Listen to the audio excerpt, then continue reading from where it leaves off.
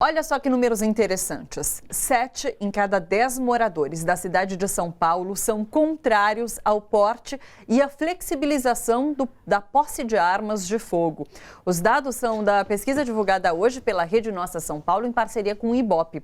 Apesar da rejeição às armas, 46% dos entrevistados são a favor da pena de morte e outros 75% são favoráveis à redução da maioridade penal. Para a gente entender melhor esses números, nós conversamos agora com Jorge Abraão, da Rede Nossa São Paulo. Oi, Jorge, tudo bom? Prazer ter você aqui no Bom para Todos. Oi, Thalita. Bom estar aqui também. Uma boa tarde a todas e todos, telespectadores. Obrigada. Jorge, é contraditório que grande parte seja contra o armamento e, ao mesmo tempo, defenda, então, a prisão perpétua, a redução da maioridade? É contraditório ou não?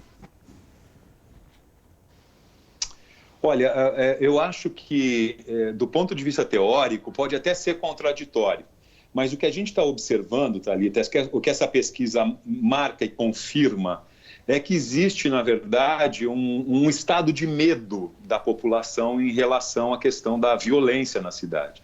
Então, quando nós estamos, digamos assim, impactados por determinadas questões, eu acho que a questão da razão, ela fica um pouco abalada pela emoção. E a resposta que as pessoas têm, portanto, acaba sendo numa direção em que é mais por uma solução mais imediatista, né? Sem uma reflexão talvez um pouco mais que considere outras questões, né? A violência numa cidade não vai ser resolvida com medidas radicais que possam avançar e resolvê-las de uma maneira imediata. Ela vai ser resolvida, sim, com uma articulação muito grande de políticas públicas, de polícias, de inteligência, de campanhas, de orientação e passa por questões até econômicas, né? A violência, no fundo, ela é também resultado de uma enorme desigualdade que existe na nossa sociedade, e eu acho que esses momentos em que a gente começa a olhar pesquisas como essa, eu acho que suscita reflexões de como avançar para melhorar a qualidade de vida nas cidades. Porque, inclusive, a pesquisa mostra uma insatisfação grande com a administração municipal nesse quesito de segurança pública, né? Pois é, mais da metade das pessoas, né, mostram que dizem que não estão satisfeitas com a atuação da gestão municipal em relação à segurança, né? E isso tem muito a ver com dados que aparecem nela, né, Thalita, que eu acho que a gente vai poder estar discutindo aqui. Mas quando, por exemplo, mais da metade das mulheres dizem que não andam à noite na cidade de São Paulo, 50% das mulheres, por medo de andarem à noite, isso é uma coisa que afeta o direito de ir e vir das pessoas. Então, a violência está, na verdade, nos colocando contra uma parede, está nos isolando, está, de alguma forma, deixando com que as pessoas troquem menos, ocupem menos espaços públicos, e isso é uma coisa muito séria. Então, quando você vê esse tipo de questão, você percebe que há muito a fazer, e há uma insatisfação, efetivamente, com a prefeitura da cidade, porque acaba não proporcionando esse estado de, digamos assim, eu diria até de liberdade das pessoas ocuparem os espaços, as ruas, para poderem fazer o que bem entenderem, né? Desde questões de relações até aprendizados, conhecimento, questões culturais, e as pessoas estão se sentindo inibidas em relação a isso. Pois é, um índice muito alto, 40% dos entrevistados deixaram de andar a pé durante a noite e de sair à noite em São Paulo. Muda muito os hábitos das pessoas, essa questão da insegurança, né?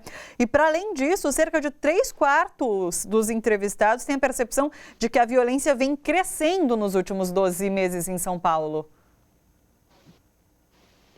Pois é, então eu acho que isso que você coloca, Thalita, é importante. A gente percebe então que a violência vem crescendo, né?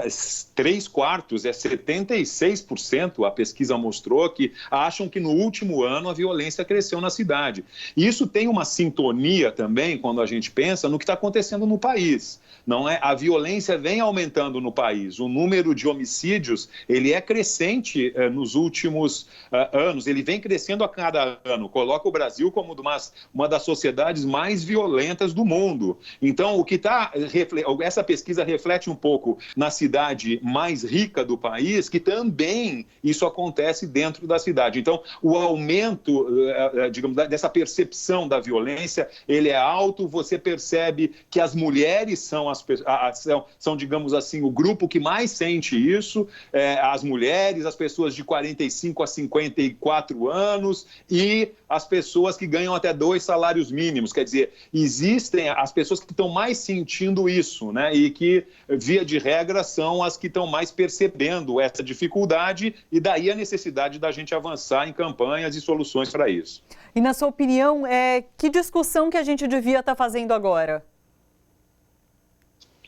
Olha, eu acho que a gente devia estar olhando algumas dimensões. Então, por exemplo, né, a prefeitura, uma prefeitura, ela pode olhar muito e entender isso e dizer, olha, uma das formas de você resolver segurança é ocupando os espaços públicos, não é? Você quando está, e isso não é difícil de perceber, há cidades no Brasil, fora do Brasil, em que quando você tem os espaços públicos ocupados pela sociedade, você se sente mais seguro. Então, ocupar os espaços, permitir que isso aconteça, e isso tem a ver com ruas, com calçadas, com parques, com iluminação, com fiscalização, são questões que um gestor público pode avançar efetivamente. Nós temos que pensar que também a questão de violência tem a ver com a questão econômica. Quer dizer, como eu disse, eu acho que tem muitas dimensões que estão envolvidas nisso, mas seguramente a questão das oportunidades, não é, na nossa sociedade, né, sobretudo para jovens, eu diria, que deveria ser uma preocupação fundamental dos nossos gestores e da sociedade de uma forma geral. Isso também tem um impacto grande. Nós estamos vivendo uma crise econômica gravíssima já há alguns anos, e isso tem um impacto nas oportunidades, sobretudo para os mais jovens. Então, você também ser gerador de oportunidades, né, de que maneira que você pode estimular esse grupo de jovens a avançar, a ser inseridos no trabalho, na renda, nas oportunidades. Você nem precisa ser trabalhos tradicionais, muitas vezes, mas estimular o empreendedorismo dessa moçada, né? Dar condições para que elas avancem. Eu digo assim, tem uma gama grande de políticas que um gestor público e uma sociedade podem estar pensando para poder avançar nessa direção. Claro. Jorge, muito obrigada. Obrigada por trazer esses números para a gente realmente poder fazer discussões em cima disso, e obrigada pela sua participação aqui no Bom para Todos. Foi um prazer, Thalita, estar com você, e um abraço a você e todas e todos os telespectadores. Um abraço, Jorge. Até mais. É muito interessante esses números, e como o próprio Jorge falou, numa cidade como São Paulo, uma cidade rica, então e para além daqui, o que dá para se pensar, né?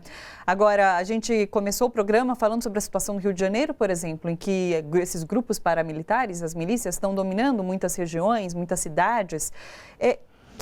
Qual é o aspecto principal que a gente deveria estar discutindo agora quando se fala em segurança pública, na opinião de vocês? Pode começar. Eu penso que nessa conjuntura que nós temos, eu não consigo desviar a atenção do tema de segurança pública sem passar pela questão da proposta do pacote anticrime.